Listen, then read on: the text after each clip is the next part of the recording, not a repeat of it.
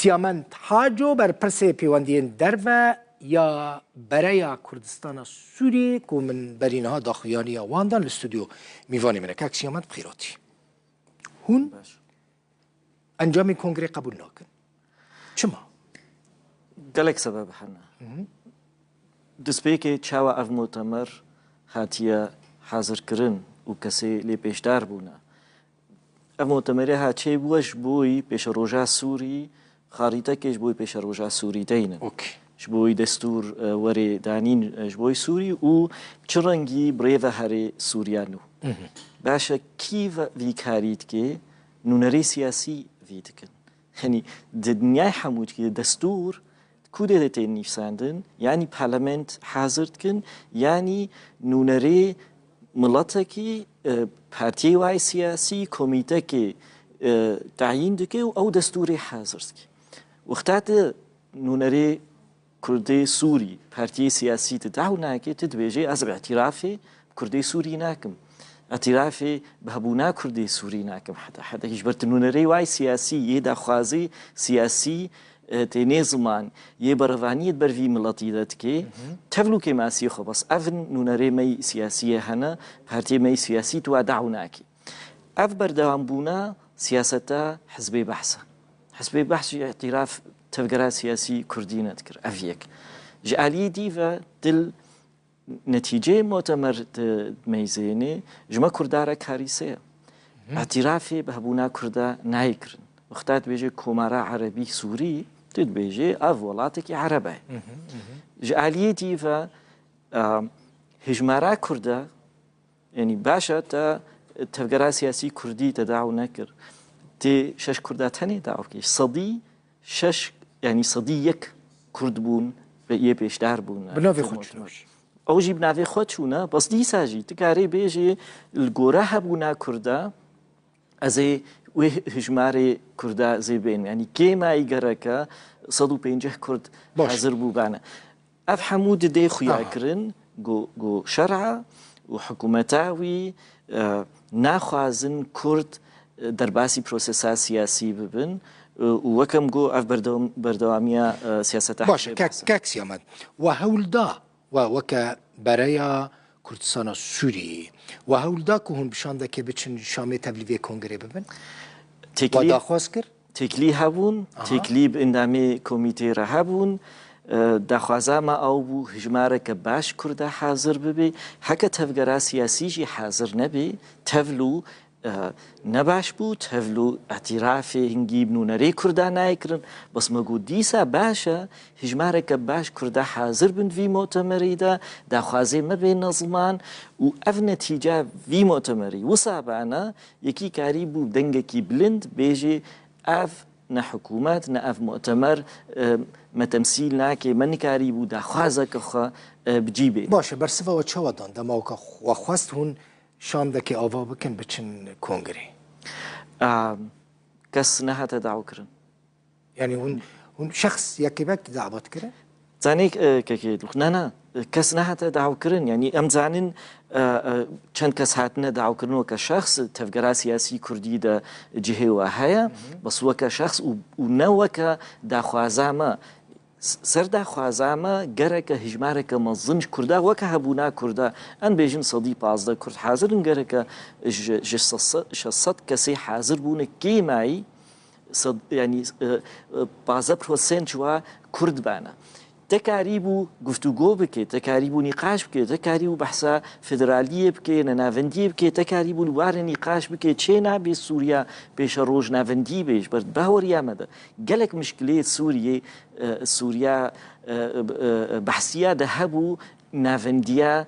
حكمية نافندية بو دوی ام في گفتگوی به حکومتان نورا بکن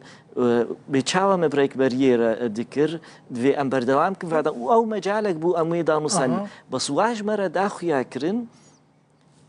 ام نبشک جوی پروسیس سیاسی اما کرد باش کاکسیان کرد بشدار نبون يعني كرد وكا تفجر سياسي بشدار نبون هونجي وكا أنيا كردستان سوري بشدار نبون أنا كسي بشدار نبون بيادية مسدية بيانكية بارتين دن پیش ورويا الوحدة بشدار نبون قزنجا كردان ده بشدار نبون ده چيه؟ قالك خرابة بهوريا مدى يعني تفكر سياسي كردي حاضر نبي وأف هجمارة بجوجك حاضر بو يجبر أف مؤتمرها كوميتا شكرنا أف كوميتها صبا ودستورة كيش بوي سوري شكل أم زانين دستور دبيجي سيستما سياسي بوي سوري بشروج وي شعبي أم نبشك جينا أم جدرفة دمينن أف نبعش براستي وأفنا زنبي مايا حتى حدكينا زنبي مايا بهوريا مدى بلكي ما سياستك دي كربانا دفهر سي هيفي تشويدا يعني بهر ده هيفي تشويدا بلكي أم وقت هفقرا سياسي بقوة بجدار بو بانا ما نكاري بو براستي لفهاتنا كي بكن ما تفقرا سياسي أم فشلين براستي دفا هردو هيفي تشويدا أو يعني هردو علیق یه بهز کرسانه سوری ده انجمنان اجتماعی و پیده نلقورا وقت بهوری عمده يعني في وقتها لازمه ام لفهاتنا كسياسي بكن ام بيجن ام تشبوي سوريا پیش روج ام تخوازن ما في كرداد في سوريا پیش روج تشاوا ورنا باراسن في ام لف بكن و مقالك جارا قوتي وفدكي هيز و نرتياح مو كردا بكي تفقرا سياسي كردي قشتي بكي داخوازي خوا ام هرن الشامي قفتوقو بكن بري اف مؤتمر شو جبروي اعتراف وفي حكومتي ايكرن وأوروبي بكن وأوروبي اعتراف أوروبي يعني أمريكي ولاتن غربي روجافاي واعترافه بأنجام في كونغري بكن و أوروبي هرجارد بيجن بروسسها سياسي بروسسك سوريا ام دستريجي ناكن سوري في برياري بستين شاوا ويخب ريفا ببن راستا في بيلا تالي فرنسي ألمان حتى حدكي أمريكي بيجن تشينا بي كردوري بروسسا سياسي ببن بس جو في حكومتها جهة خو قرت و دستورك تشيكر إدارة سوري بشك سيربي سوري بن كنترولاي ده إدارة كر استقرار شيبو وأوروبي تشكليا بيركن أوروبيا نبص يعني بري أف دسلاتان نوري صار دسلاتي أوروبيا حاضر ياخد كر بشار أسد را تشكليا بكن يعني تخواستن هيدي كاشبر تشي أوروبي مشكلة كواهية يعني تخوازن استقرار سوري هبي أفكسيها استقراري بين السوري وأوروبي تيكلي بيرا بكن جبر أمزان أوروبي دخوازك قالك ولاتها هي هجمارك بنابري سوري هنا كاربن وافقرين وقالك مشكلة نافخوي ولاتي جدا أوروبا هنا جبر ولوجي أوروبي اعترافي بي بكن أم كرت أم استراتيجية تشينكن في روشان نوفا تشامي تحمليكن و أحمد شرعة و تشد بيجن باتشيك بن لينجي ما بكشين اوكي إيرود فورما هوليري ده الديبيت ده تقول يعني تشيك بالكيشك وحطانها وينيك أحمد شرع اللي قلبر برساكي كرت تناي تقول دتشن بتيك توكر ويوتيوبر أو يقول سر فيسبوك كارد كن سورتي خبيرة دقرن لي حتى أنا هاتو سورتين شرع بكردارة ما بس تجويه كتشيه كاكسيوم شرعات دي خويا كرن از اعترافي نونري كرداناكم تفقرا سياسي كردي از ناكم نبس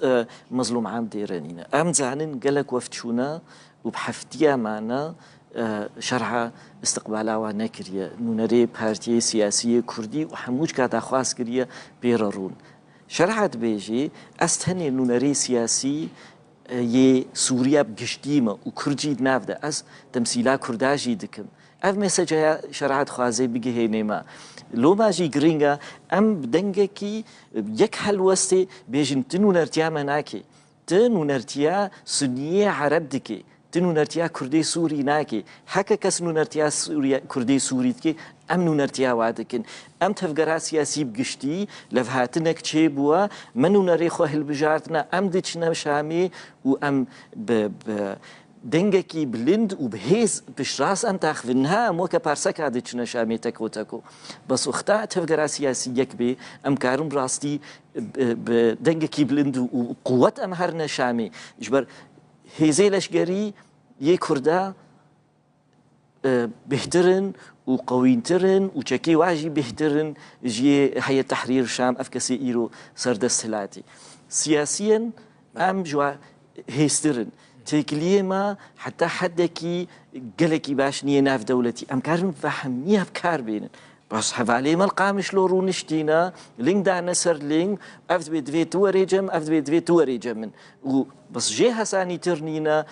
چند جمعنا نشتیمانی به چه پیده به بعکنا هر بیشن هر پارتیک دنونه ری خو بشینن امی لفرونن حتی لفهاتنک چه بی بس خویات که دخواز جمعانینا لفهاتنک چه بی دخواز نینا يعني نونرتيا ملاتي كرد وبرافانية دبر كردي سوري دا بكن حيث قوسا بس واقعك قال لك سباس يا من حاجو بر برسي بيواندين دربا يا برای کردستان سوری میفهمیم. گلک سپاس که